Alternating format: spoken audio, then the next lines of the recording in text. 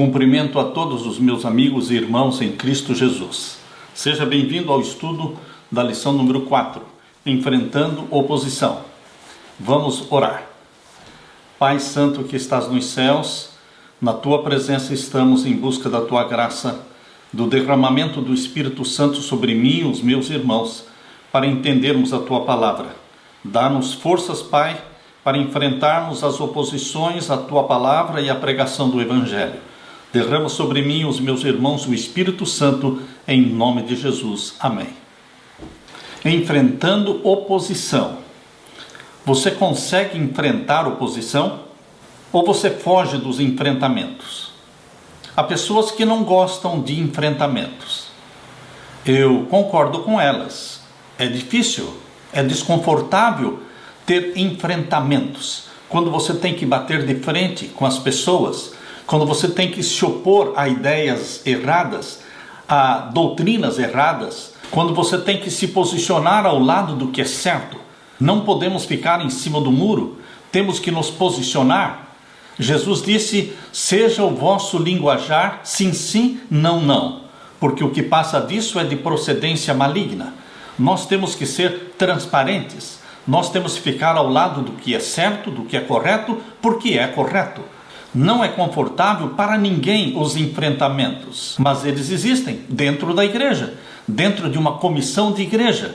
Considerando que a condição de Laodiceia é mornidão, mornidão é exatamente evitar o enfrentamento. Por quê? Existe o frio, o incrédulo e pagão, mas existe aquele que é quente, ou seja, incendiado pelo Espírito Santo. Porém, a condição de Laodiceia é morna, ou seja, não é frio e não é quente. Eles evitam os enfrentamentos, evitam se posicionar. Eles não se posicionam inteiramente ao lado da mentira, mas também não se posicionam inteiramente ao lado da verdade. A condição de Laodiceia é aquela condição que tudo é relativo. Mas, queridos, nós que vivemos nesta última geração, neste último período da Igreja de Deus na Terra, nós vamos ter muita oposição. Nós vamos ter muitos enfrentamentos. Não é bom, não é agradável, mas é inevitável. A resistência e a oposição à obra de Esdras, de Neemias, é somente um lembrete de que a história vai se repetir hoje também. Para onde quer que nos voltemos no mundo hoje, nós vamos ver resistência à obra de Deus. Satanás tenta assegurar que o Evangelho não se espalhe rapidamente, pois é uma ameaça para o seu domínio. Satanás sabe que é chegado o seu fim e ele quer impedir a pregação do Evangelho, a pregação das 3 mensagens angélicas. Mas, queridos, nós fomos chamados para um tempo especial. Nunca houve um tempo como o de hoje. Estamos no limiar da eternidade. Nunca houve tanta oposição como haverá agora no tempo do fim. Mas também o Espírito Santo nunca foi derramado de uma forma tão poderosa como estará sendo derramado nestes dias sobre você, sobre nós, o povo de Deus. Na parte de domingo, inicia-se a oposição. Oposição satânica aos planos de Deus, no passado e no presente. Abra sua Bíblia em Esdras capítulo 4. Vamos ler Esdras capítulo 4 e os versos 1 até o verso 5. Aqui nós lemos: ouvindo, pois, os adversários de Judá e Benjamim, que os que tornaram do cativeiro edificavam o templo ao Senhor Deus de Israel, chegaram-se a Zorobabel e aos chefes dos pais, e disseram-lhes: deixai-nos edificar convosco, porque como vós buscaremos a vosso Deus, como também já lhes sacrificamos desde os dias de Zaradom, rei da Síria, que nos mandou vir para aqui. Porém Zorobabel e Jesua e os outros chefes dos pais de Israel lhes disseram: não convém que vós e nós edifiquemos casa ao nosso Deus, mas nós sós a edificaremos ao Senhor Deus de Israel, como nos ordenou o rei Ciro, rei da Pérsia. Todavia o povo da terra debilitava as mãos do povo de Judá e inquietavam-os no edificar, e alugaram contra eles conselheiros para frustrarem o seu plano, todos os dias de Ciro, rei da Pérsia, até o reinado de Dario, rei da Pérsia. Contínua oposição. Zorobabel quer dizer nascido em Babilônia. Ele nasceu durante esses 70 anos de cativeiro em Babilônia, mas ele foi um dos líderes de Deus que vieram no primeiro decreto de Ciro, e ele veio para reconstruir o templo. Aqui no verso 2 diz: deixai-nos edificar convosco, porque como vós buscaremos o vosso Deus. Eles queriam fazer uma parceria com Zorobabel, com o povo de Israel. Queridos, não pode existir parceria entre os fiéis e os infiéis. Superficialmente, o pedido que fizeram a Zorobabel parecia ser um pedido bondoso, amistoso. Então, por que recusar esta ajuda? A resposta se encontra no próprio texto de Esdras, capítulo 4, verso 1, onde fala: ouvindo, pois, os adversários de Judá e Benjamim. Se eles aceitassem ajuda, estariam aceitando os adversários, os inimigos se infiltrando dentro do povo de Deus. Por que estas pessoas são chamadas de adversárias, ou seja, inimigas? Para entendermos, precisamos ler o segundo livro de Reis. Abra sua Bíblia. O segundo livro de Reis, capítulo 17. Segundo livro de Reis, capítulo 17, e vamos ver aqui os versos 24 em diante. Aqui nós lemos: e o rei da Assíria trouxe gente de Babel, e de Cuta, e de Ava, e Amate, e Sefarvaim, e a fez habitar nas cidades de Samaria, em lugar dos filhos de Israel, e tomaram a Samaria em herança e habitaram nas suas cidades. Quando as 10 tribos foram levadas cativas pelo Império Assírio, o governante assírio tomou pessoas de outros países, de outras terras, e trouxe essas pessoas e colocou-as para morarem, para viverem em Samaria. E o verso 25 explica: e sucedeu que no princípio da sua habitação ali, não temeram ao Senhor, e mandou entre eles o Senhor leões, que mataram alguns deles. Verso 26, pelo que falaram ao rei da Assíria, dizendo: a gente que transportaste e fizeste habitar nas cidades de Samaria, não sabe o costume do Deus da terra, pelo que mandou leões entre ela, e eis que a matam, porquanto não sabem o culto do Deus da terra. Então o rei da Síria mandou dizer: levai ali um dos sacerdotes que transportastes de lá, e vão-se e habitem lá, e ele lhes ensine o costume do Deus da terra. Veio, pois, um dos sacerdotes que transportaram de Samaria, e habitou em Betel, e lhes ensinou como deveriam temer ao Senhor. Queridos, quando o império da Síria removeu as 10 tribos e levou-os para outras terras, eles trouxeram outros povos de outros países para habitarem na Samaria. Mas ali em Samaria tinham ficado alguns pobres das 10 tribos. Um restinho das 10 tribos permaneceu ali em Samaria, e eles se misturaram com estes povos estranhos e pagãos, e eles se casaram entre si e nasceram seus filhos. Então, queridos, os samaritanos eram sim uma mistura de povos, mesclados com este povo que veio de outras terras, que adoravam deuses pagãos. Verso 33, assim que ao Senhor temiam, e também aos seus deuses serviam, segundo o costume das nações, dentre as quais tinham sido transportados. Havia, portanto, ali em Samaria agora uma mescla de adoração aos deuses pagãos e também ao Deus de Israel. Então, queridos, estes adversários mencionados em Esdras capítulo 4, verso 1, eram pessoas desta mescla pagã de pessoas que moravam em Samaria e adoravam os deuses cananeus, mas também tinham um pequeno conhecimento do Deus de Israel. É óbvio que eles queriam impedir a reconstrução de Jerusalém e por isso se ofereceram para fazer uma parceria. Se ofereceram para se unir aos judeus na reconstrução do templo e da cidade para poderem atrapalhar os planos deles. Graças a Deus, existia o discernimento do Espírito Santo em Zorobabel, porque ele disse o quê? No verso 3: não convém que vós e nós edifiquemos casa ao nosso Deus, mas nós sós a edificaremos ao Senhor, Deus de Israel, como nos ordenou o rei Ciro, rei da Pérsia. Essa decisão de Zorobabel nos lembra muito bem o que Paulo menciona. Abra a sua Bíblia lá na segunda carta de Paulo aos Coríntios. Segunda carta de Paulo aos Coríntios, vamos ler o capítulo 6. Segunda carta de Paulo aos Coríntios, capítulo 6. Vejam o que Paulo diz aqui, também inspirado pelo Espírito Santo. Segunda carta de Paulo aos Coríntios, capítulo 6, versos 14 em diante. Não vos prendais a um jugo desigual. Isto foi no passado, isso é no presente. Jugo desigual significa fazer parceria em negócios com pessoas que não creem em Jesus, que não guardam os mandamentos de Jesus, que não têm a mesma fé e a mesma bendita esperança de ir para o céu, para o novo céu e para a nova terra. Você não pode fazer parceria de negócios, sociedades com pessoas infiéis, não somente nos negócios. Você também não deve se casar com jugo desigual, com a pessoa que não tem a mesma fé, a pessoa que não guarda os mandamentos de Deus.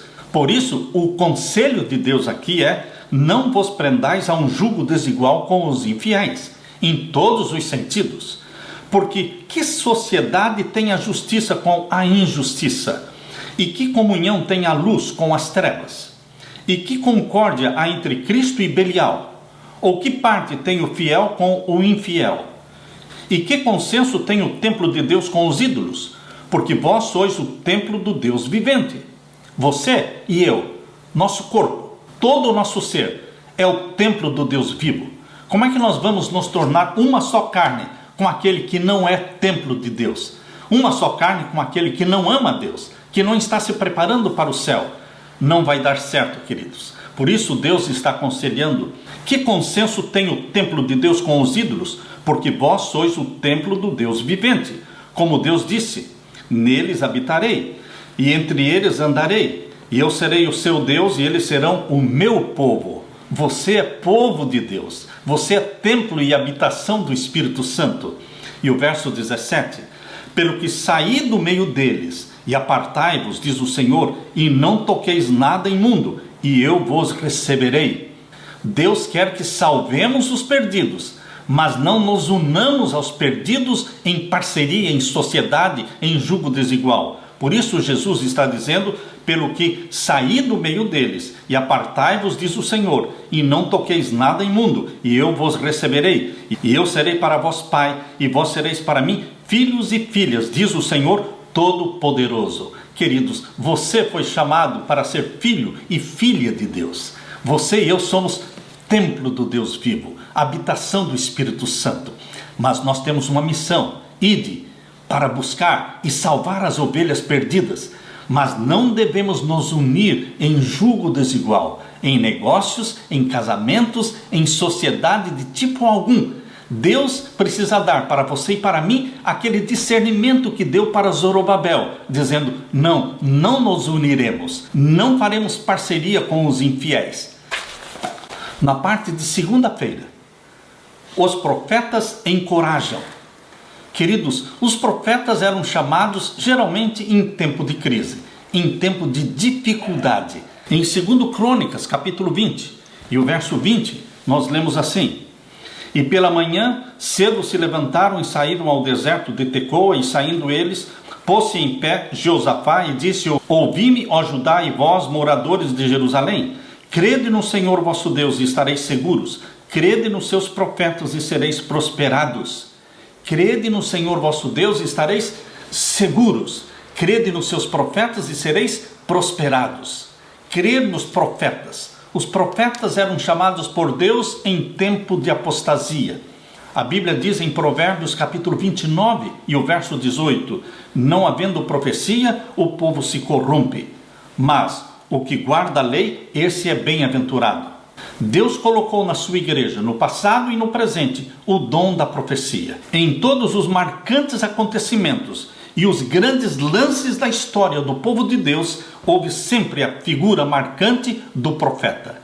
Podia ser um homem, podia ser uma mulher, mas geralmente não eram bem-vindos, não eram bem vistos. A missão do profeta era produzir uma reforma e um reavivamento, trazer pessoas de volta para Deus.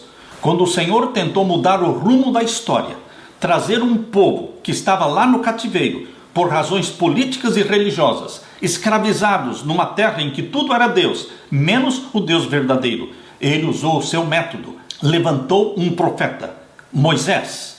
Deus levantava um profeta geralmente nas horas de crises, apostasia, e a mensagem do profeta era cheia de repreensões. Na história do povo de Deus existiram muitos profetas, entre eles os profetas maiores, Isaías, Jeremias, Ezequiel, Daniel, os profetas menores, aqueles que foram chamados como profetas depois do cativeiro de Babilônia, como por exemplo Ageu e Zacarias. Quando você lê os livros de Ageu e Zacarias, lá no finalzinho do Velho Testamento, parece que eles viveram em tempos muito distantes de Esdras e de Neemias.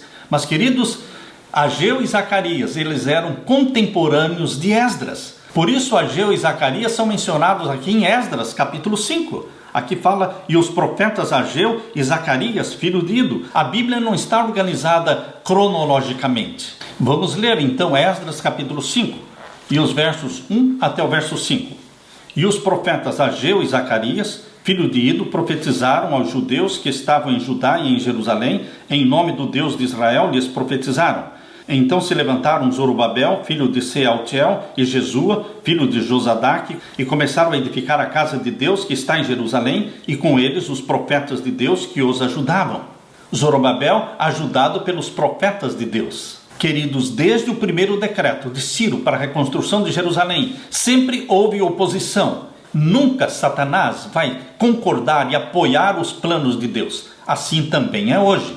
Se você quer pregar o Evangelho eterno, se você quer preparar um povo para a volta de Jesus, se prepare para a oposição, para a perseguição. Agora vamos ler Ageu capítulo 1. Abra sua Bíblia. Ageu capítulo 1. Aqui lemos em Ageu capítulo 1 e o verso 2. Assim fala o Senhor dos Exércitos, dizendo: este povo diz, não veio ainda o tempo em que a casa do Senhor deve ser edificada. Veio, pois, a palavra do Senhor pelo ministério do profeta Ageu, dizendo: é para vós tempo de habitardes nas vossas casas estucadas, e esta casa há de ficar deserta. Eles estavam construindo casas para si mesmos, para suas famílias, mas a casa de Deus, eles diziam, não é tempo ainda de edificarmos uma casa para o Senhor nosso Deus. E o verso 5. Ora, pois, assim diz o Senhor dos Exércitos, aplicai os vossos corações aos vossos caminhos, semeais muito e recolheis pouco, comeis, mas não vos fartais, bebeis, mas não vos saciais, vestir-vos, mas ninguém se aquece, e o que recebe salário num saco furado. Queridos, você sabe o que significa receber salário num saco furado? Ou seja, o dinheiro que você recebe não dá para nada, não dá para pagar as dívidas, não dá para pagar todas as despesas da casa, e obviamente o dízimo do Senhor será deixado de lado, será esquecido. Queridos, quando as pessoas não colocam Deus em primeiro lugar, tudo vai dar errado. E é exatamente o que aconteceu aqui no tempo de Ageu. Eles estavam buscando o bem próprio, não o bem de Deus. Estavam enfeitando e construindo suas casas, porém a casa de Deus estava destruída. E quando nós colocamos Deus em segundo lugar, ou Deus em último lugar, quando nós não separamos o dízimo em primeiro lugar, primeiro vamos pagar a prestação da casa, a prestação do carro, as dívidas, o cartão de crédito, e então, se sobrar dinheiro, vamos devolver o dízimo. Queridos, quando nós fazemos assim, vai se cumprir em nós o que está escrito aqui: recebem salário como num saco furado. O dinheiro some e você vai continuar devendo, e devendo sempre, porque não tem a bênção do Senhor, porque você não fez Deus o dono dos seus negócios. Quando nós lembramos, quando nós reconhecemos que Deus é o dono dos nossos negócios, que Deus é a fonte de toda a bênção, que é Ele que nos dá saúde para trabalhar, é Ele que providencia tudo para nós ganharmos o nosso sustento, nós vamos colocar Deus em primeiro lugar, separarmos primeiramente o dízimo do Senhor, a oferta para o Senhor, e então, depois disso, vamos pagar as prestações que temos, os compromissos que temos. E a promessa de Jesus lá em Mateus capítulo 6, verso 33, é: buscar em primeiro lugar o reino de Deus e a sua justiça. E o que acontece quando nós buscamos em primeiro lugar o reino de Deus e a sua justiça? O que acontece quando você coloca em primeiro lugar Deus na sua vida? Jesus diz: todas as outras coisas vos serão acrescentadas. Aleluia! E agora vamos ler Ageu capítulo 1 e o verso 9. Olhastes para muito, mas eis que alcançastes pouco. E esse pouco, quando o trouxestes para casa, eu lhe assoprei. Por que causa? Disse o Senhor dos Exércitos: por causa da minha casa, que está deserta, e cada um de vós corre à sua própria casa. Deus se interessa, sim, quando a nossa casa está bem pintada, está bem mobiliada e a casa de Deus está suja, está mal pintada, está deteriorada. Deus se interessa sim quando percebe que na sua casa tem ar-condicionado, mas na igreja as pessoas adoram a Deus debaixo de um calor insuportável, ou então de um frio insuportável, mas dentro das suas casas vocês têm aquecimento. Queridos, Deus se importa sim quando dentro da nossa casa temos luxo e conforto e a casa de Deus é esquecida. Por isso diz aqui em Ageu capítulo 1 e o verso 10: por isso retenho os céus o seu orvalho e a terra retém os seus frutos, e fiz vir a seca sobre a terra. Na Bíblia, a chuva é símbolo de bênçãos de Deus. Portanto, quando Deus se desagradava, quando Deus não era buscado em primeiro lugar, Deus retinha a chuva e então vinha a seca e não existia mais o fruto para se comer.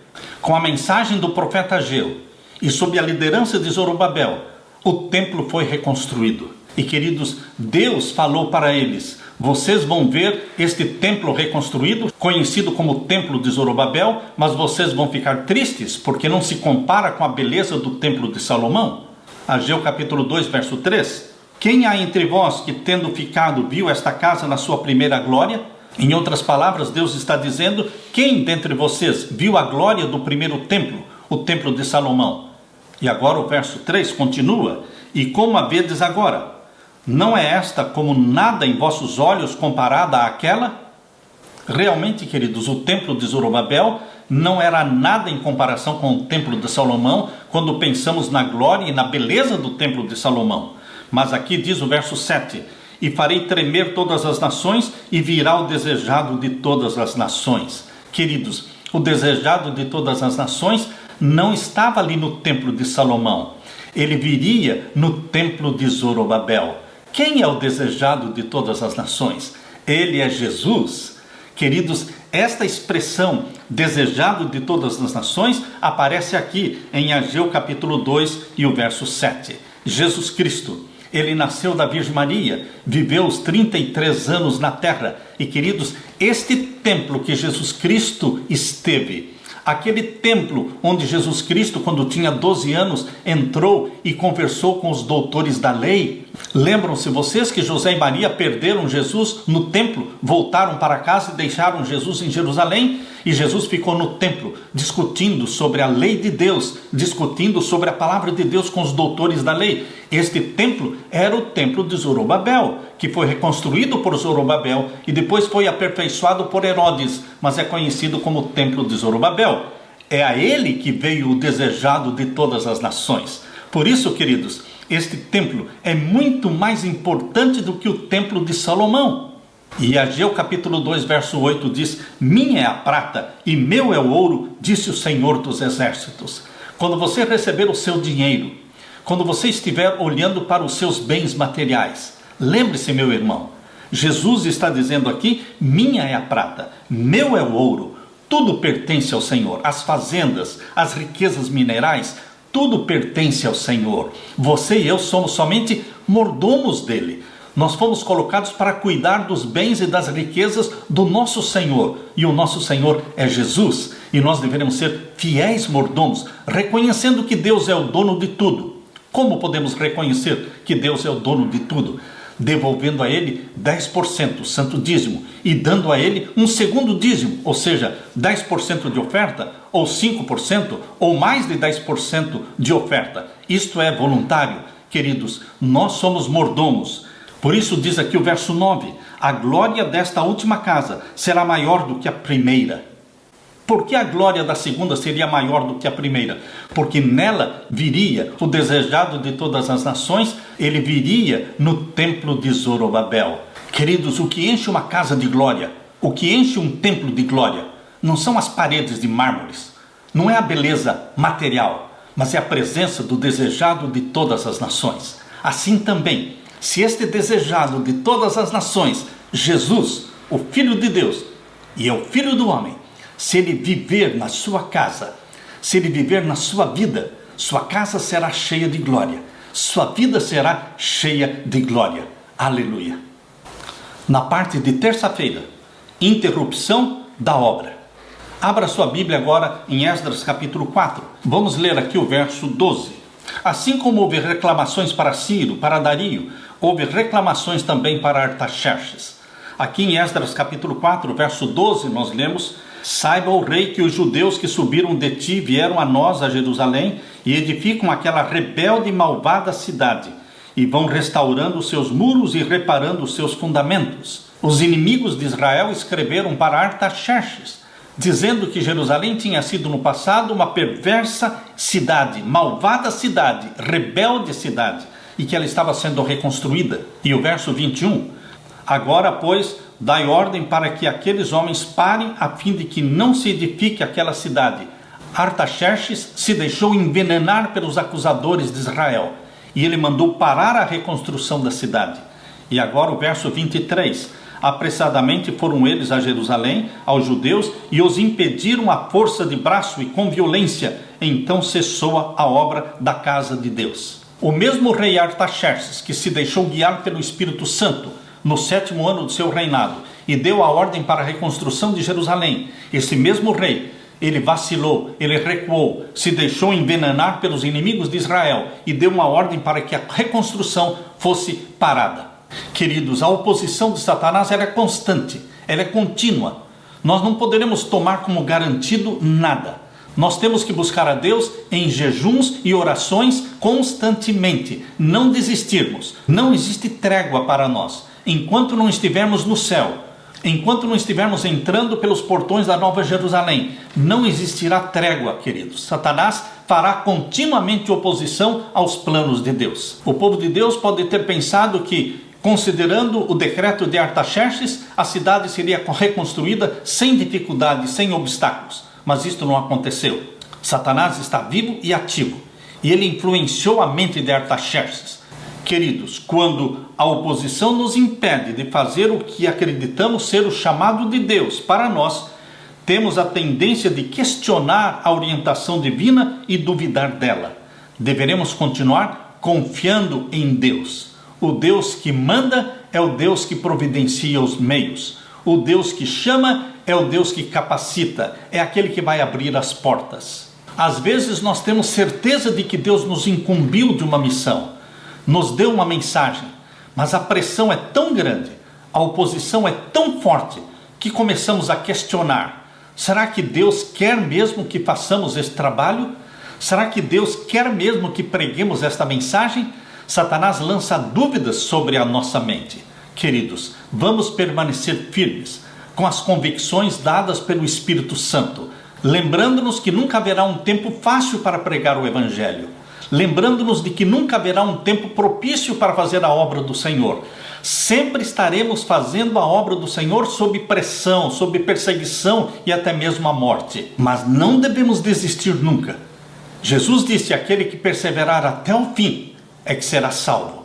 Que Deus dê para você e para mim esta perseverança, em nome de Jesus. Na parte de quarta-feira, Neemias. Queridos, Deus tem um líder chamado e constituído por ele para cada tempo. Temos, por exemplo, Zorobabel.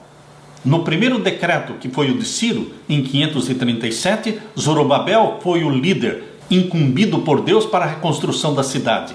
Mas no decreto dado por Artaxerxes, em 457, o líder que veio de Babilônia para Jerusalém foi Esdras. E agora, neste quarto decreto, em 444 a.C., no tempo de Artaxerxes ainda, este foi o tempo de Neemias. 13 anos depois de Esdras veio Neemias. Eu fico imaginando, Esdras ainda estava vivo em Jerusalém quando chegou Neemias, e toda a atenção do povo se voltou para Neemias, recém-chegado de Babilônia, com uma nova missão. Queridos, eu fico pensando, como ficou Esdras? Como se sentiu Esdras? Será que Esdras não se sentiu como João Batista se sentiu quando Jesus Cristo começou a ser seguido pelo povo, pela multidão? As pessoas corriam atrás de Jesus Cristo e João Batista foi preso, João Batista foi colocado dentro de uma cela escura e condenado à morte. Como se sentia João Batista quando via Jesus Cristo crescendo e ele diminuindo? Queridos, João Batista disse: importa que ele cresça e que eu diminua. O Espírito Santo estava presente em João Batista quando ele disse: importa que ele cresça, Jesus cresça e que eu diminua. Existiu o tempo de João Batista e agora o tempo era de Jesus. Queridos, esse mesmo Espírito estava presente em Esdras. Também Esdras pensava: importa que Neemias cresça e que eu diminua. Agora é o tempo de Neemias. Toda a atenção e todo o povo vai ouvir as mensagens e vai seguir a liderança de Neemias. Importa que ele cresça. Eu tenho certeza que Esdras apoiou, incentivou, porque ele tinha o mesmo espírito de João Batista. Queridos, não é fácil sair de cena. É fácil entrar em cena. Mas quando nós temos que sair de cena, quando nós temos que sair de uma igreja, porque um novo pastor está chegando, não é fácil. Não é fácil ser esquecido.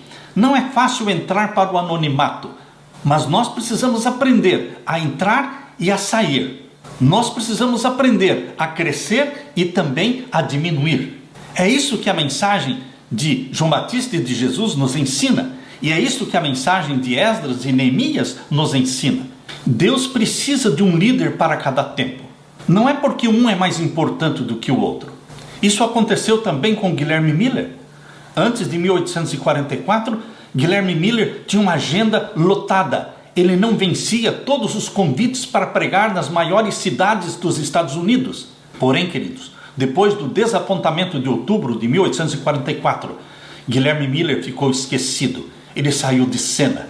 E foi um tempo de amargura, de desgosto para ele, mas ele não perdeu a fé.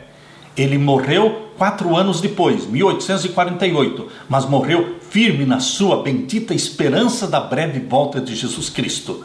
Vamos ler então Neemias capítulo 4. Neemias capítulo 4, verso 1 em diante. E aconteceu que, ouvindo Sambalate que edificávamos um muro, ardeu em ira e se indignou muito e escarneceu dos judeus. E aqui o verso 3 diz do escárnio: ainda que edifiquem, vindo uma raposa derrubará facilmente o seu muro de pedra. Esses samaritanos zombavam, caçoavam do povo judeu. E o verso 8: e ligaram-se entre si todos para virem guerrear Jerusalém e para os desviarem do seu intento. Satanás não desistiu. Ele queria impedir a reconstrução da cidade. E o verso 5: porém nós oramos ao nosso Deus e pusemos uma guarda contra eles de dia e de noite por causa deles. Qual é a estratégia divina para enfrentarmos a oposição? Aqui diz: oramos ao nosso Deus e pusemos uma guarda contra eles de dia e de noite. Queridos, é a oração, é o jejum. Diante das acusações, diante da oposição, diante da perseguição, o que é que nós deveremos fazer? Como Neemias fez: orarmos dia e noite. E o verso 13: pelo que pus guardas nos lugares baixos por detrás dos muros e nos altos, e pus ao povo pelas suas famílias com as suas espadas, com as suas lanças e com os seus arcos. Neemias colocou armas nas mãos do povo e mandou que o povo orasse e agisse. E o verso 14: e olhei e levantei-me, e disse aos nobres e aos magistrados e ao resto do povo: não os temais. Que mensagem forte! Não temam, não tenham medo. O medo é uma estratégia de Satanás, mas os que têm Jesus Cristo não têm medo.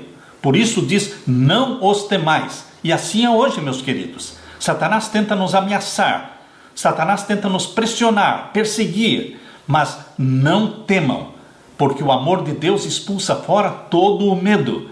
Não os temais, diz aqui. Lembrai-vos do Senhor, grande e terrível. Veja, lembre-se do Deus que você adora, do Senhor soberano, Rei do universo, grande e terrível. Ele pode todas as coisas, Ele é o Deus do impossível. E o finalzinho do verso 14 diz: pelejai pelos vossos irmãos, vossos filhos, vossas mulheres e vossas casas. Aqui está no verso 14 um apelo para que você não desista da sua família, da sua casa. Quão facilmente os maridos desistem das suas famílias. Quão facilmente estamos vendo lares se separando, maridos e esposas se divorciando e os filhos ficando separados, sem uma casa, sem um pai ou sem uma mãe. Queridos, nós temos que aprender a lutar pelas nossas famílias, não desistir das nossas famílias, a família que Deus nos deu, a esposa que Deus nos deu, os filhos que o Senhor nos deu, devemos dar a vida por eles, não desistir deles. Essa mensagem de Neemias capítulo 4, verso 14, deve ser a nota tônica, a nota forte, a mensagem para você hoje, meu querido irmão. Eu vou ler de novo. Pelejai pelos vossos irmãos, vossos filhos, pelejai pelas vossas mulheres e pelas vossas casas. Lute pelo seu lar. Conversando com uma esposa que estava no seu segundo casamento, ela disse assim: pastor, se eu tivesse lutado pelo meu primeiro casamento, da mesma forma como eu estou lutando pelo meu segundo casamento, eu não precisaria ter divorciado. Se eu tivesse lutado pelo meu primeiro casamento, da forma como eu estou lutando pelo meu segundo casamento, eu não teria me divorciado. É isso mesmo, meu querido irmão. Lutem pelas suas famílias, pelos seus filhos, pelo seu lar. Jesus está com você nesta luta. Aleluia! Na parte de quinta-feira, fazendo uma grande obra. Você tem noção da obra que Deus deu para você fazer? Você sabe quão grande é esta obra? E quão pequenos nós somos? Precisamos de Deus. Precisamos do Espírito Santo. Precisamos de Jesus. Precisamos para cumprir com esta grande obra que Ele nos deu. Lembre-se, queridos, que conspiração sempre existiu. Hoje existe a conspiração contra o povo de Deus. Naquele tempo a conspiração buscou subornar o povo de Deus e atrapalhar o cumprimento da obra. Abra sua Bíblia e vamos ler Neemias capítulo 6. Neemias capítulo 6, verso 2. Sanbalat e Gesem enviaram a dizer: vem e congreguemo-nos juntamente nas aldeias no vale de Ono, porém intentavam fazer-me mal. Os inimigos do povo de Deus convidaram Neemias para que viessem ter um encontro com eles em Ono, no vale de Ono. Era um terreno inimigo, porque eles queriam matar Neemias.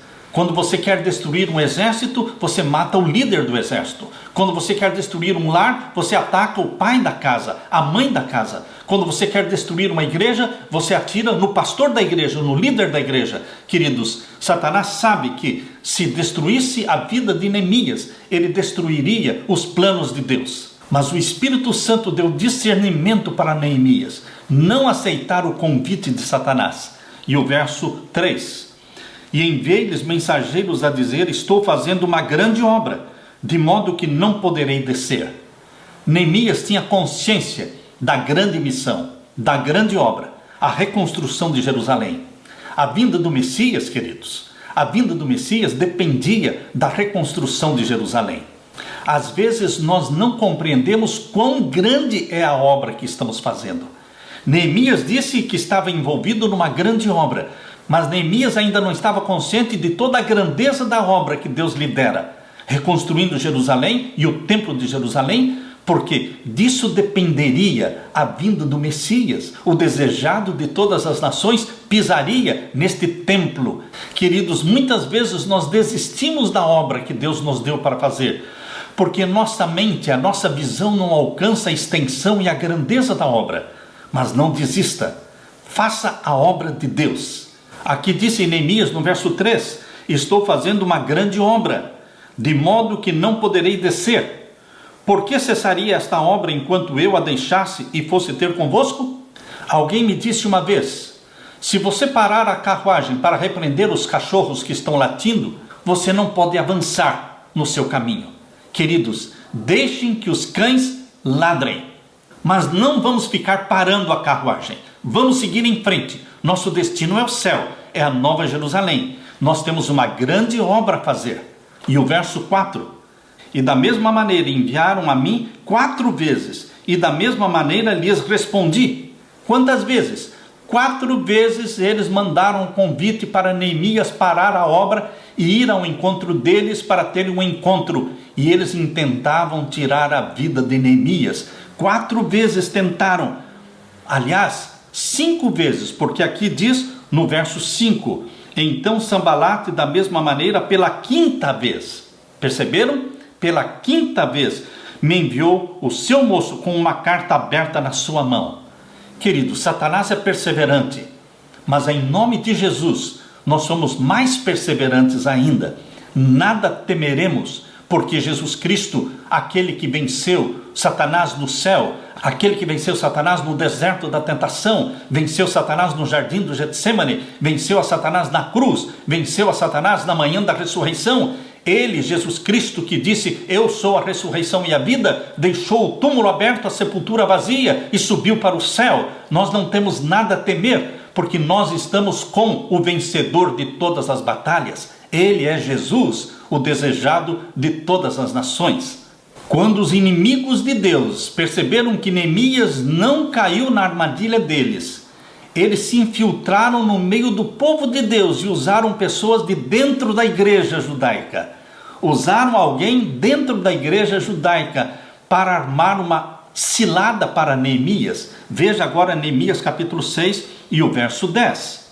E entrando eu em casa de Semaías, filho de Delaías, o filho de Metabel, que estava encerrado, disse ele: vamos juntamente à casa de Deus, ao meio do templo, e fechemos as portas do templo, porque virão te matar. Sim, de noite virão te matar.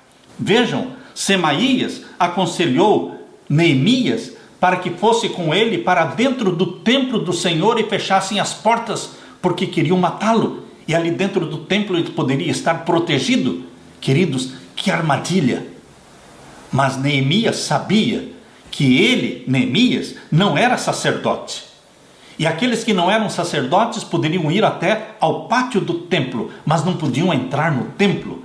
Se entrassem no templo, estariam pecando e por isso poderiam ser mortos.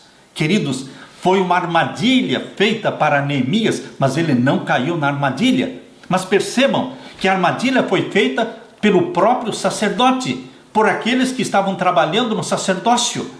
Agora vejam o verso 11. Porém eu disse: um homem como eu fugiria? E quem há como eu, que entre no templo e viva? De maneira nenhuma entrarei. Ele disse: eu sou um homem de fugir? Não, eu não sou de fugir. E outra coisa, que homem entraria dentro do templo e viveria? Semaías foi desmascarado, porque ele estava sendo subornado por Sambalate, por Tobias, por Gesem, pelos inimigos do povo de Deus. Isso foi no passado, queridos? Isto é história que já passou? Não, isto é história que se repete. No meio do povo de Deus existem inimigos tentando impedir a pregação do Evangelho, tentando impedir a pregação das 3 mensagens angélicas. Eu já fui ameaçado para parar de pregar escatologia, parar de pregar dos eventos finais. Queridos, eu não vou parar. Deus me chamou para esta missão. Eu tenho certeza do chamado de Deus. E pelo poder do Espírito Santo, você e eu, nós vamos continuar preparando um povo para a volta de Jesus, pregando as 3 mensagens angélicas. Queridos, no tempo de Neemias, eles estavam trabalhando para restaurar o templo terrestre. Hoje, nós estamos lutando para restaurar o templo celestial, porque o templo celestial diz respeito ao juízo celestial. O juízo celestial começou em 1844, pelos mortos, mas agora o juízo celestial vai passar para os vivos. Quando? Exatamente quando for aprovado o decreto dominical mundialmente, vai começar o juízo celestial. E nós temos que pregar esta mensagem: chegou a hora do seu juízo. Chegou a hora do seu juízo, e adorai aquele que fez o céu, a terra, o mar e as fontes das águas. Nós temos uma mensagem para o mundo, preparando o mundo para a volta de Jesus Cristo, e o tempo é agora. Ninguém pode nos parar de pregar esta mensagem. Se alguém nos convidar, vinde à parte, vamos conversar. Qual deve ser a nossa resposta? A mesma resposta de Neemias, capítulo 6 e o verso 3. Estou fazendo uma grande obra, de modo que não poderei descer. Neemias, falando no capítulo 6, verso 12, diz: e conheci que eis que não era Deus quem o enviara, mas esta profecia falou contra mim, porquanto Tobias e Sambalate o subornaram.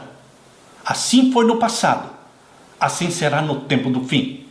Em Daniel capítulo 11, abra sua Bíblia em Daniel capítulo 11, diz que o rei do norte, que é o poder papal, vai subornar alguns do povo de Deus.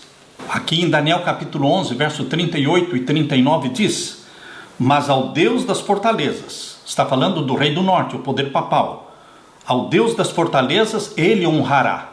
O Deus das fortalezas diz respeito a um Deus falso. Não é o Deus de Abraão, de Isaac e de Jacó. Não é o Deus da Bíblia.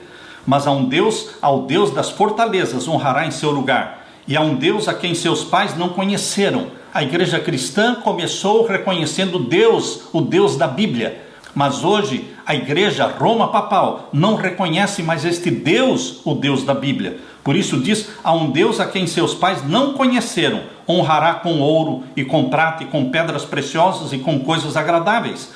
E haver-se-á com os castelos fortes com o auxílio do Deus estranho. Esse Deus das fortalezas é conhecido como o Deus estranho. Aos que o reconhecerem, aqueles que reconhecerem o poder de Roma papal, aos que o reconhecerem, multiplicará a honra e os fará reinar sobre muitos e repartirá a terra por preço. Suborno, suborno. É isso que Roma papal faz para conseguir, através de lisonjas e suborno, o apoio dos filhos de Deus. Exatamente o que aconteceu nos dias de Neemias estará acontecendo nos nossos dias. A história vai se repetir. Mas agora, queridos, voltando para Neemias capítulo 6 e o verso 15. Acabou-se, pois, o muro aos 25 de Elul, em 52 dias. Vocês perceberam, queridos? Em 52 dias, eles terminaram a obra da construção dos muros de Jerusalém. Aquilo que não tinha sido feito por anos e anos, foi feito em 52 dias. Aí está a resposta. Quando um líder consagrado, ungido pelo Espírito Santo, tendo o apoio do povo de Deus, quando o povo de Deus se une nesta obra, nesta missão, em 52 dias eles fizeram. Assim também, queridos, a pregação do Evangelho eterno, a preparação do mundo para a segunda vinda de Jesus Cristo, não levará 50 anos, não, será em poucos dias. Em poucos dias o Evangelho do Reino será pregado em todo o mundo em testemunho a todas as nações, e então virá o fim. Deus tem a sua estratégia, usando céus e terra para abalar o mundo e preparar o mundo para a chegada do selo do Deus vivo. E milhões vão receber o selo do Deus vivo, porque os sinceros de Deus que estão espalhados por Babilônia, por toda a Babilônia, eles ouvirão o chamado de Deus: sai dela, povo meu, para que não sejas participantes dos seus flagelos. E multidões, milhões se unirão aos que guardam os mandamentos de Deus e têm a fé em Jesus Cristo. Queridos, ao terminar eu quero deixar para você o desafio que está exatamente aqui em Neemias capítulo 4. Duas verdades preciosas chamam a minha atenção aqui em Neemias capítulo 4. A primeira está no verso 14, que diz aqui: não temam, não tenham medo, verso 14, e pelejem pelos seus irmãos, pelos seus filhos, pelas suas mulheres e pelos seus lares.